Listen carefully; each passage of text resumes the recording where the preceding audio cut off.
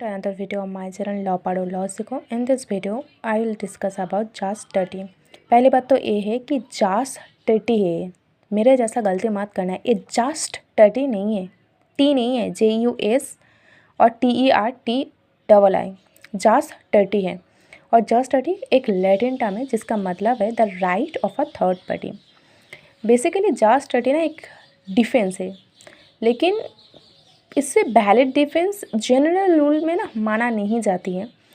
इसका मतलब है a defendant can't defend himself और herself against plaintiff's claim by using third parties right. मैं आपको एग्जांपल देकर समझाती हूँ। आपका एक घर है और मैं क्या किया, आपका घर में अनरीजनेबली मैंने इंटरफेयर किया, ठीक है।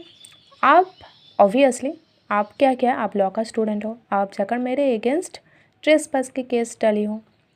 अब मैं कोर्ट में जाकर मैं खुद को ये बोलकर डिफेंस नहीं कर सकती कि जनाब ये जो मेरी स्टूडेंट है ना, ये मेरे अगेंस्ट जो ट्रेसपास के केस किया है, इसके पास तो कोई राइट ही नहीं है ट्रेसपास के केस करने का, क्योंकि ये जो घर है ना, इस घर का लीगल ओनर है ये मेरी स्टूडेंट का पापा। तो अगर मेरे अगेंस्ट ट्रेसपास के केस लगाना है तो आपका पापा को लगाना चाहिए था।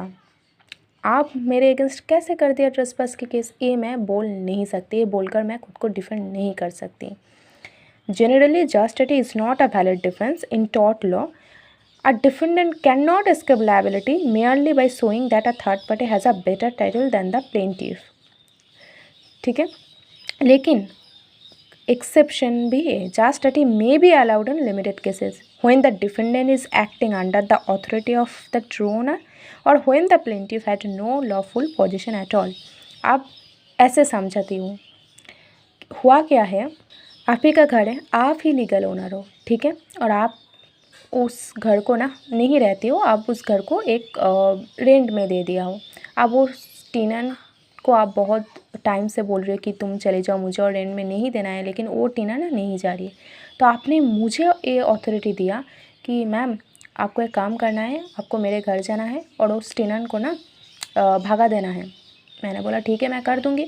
तो फिर मैं आपके घर गया, तो ये जो टेनेंट है ना, ये मेरे अगेंस्ट ट्रेसपास के केस डाले तो मैं JAS Dirty का डिफेंस ले सकती हूँ, क्योंकि पहली बात तो ये है कि टेनेंट लीगल ओनर नहीं है और मैं काम कर रही हूँ आपकी अथॉरिटी से, जो कि आप एक लीगल ओनर हो। समझ में आया आपको?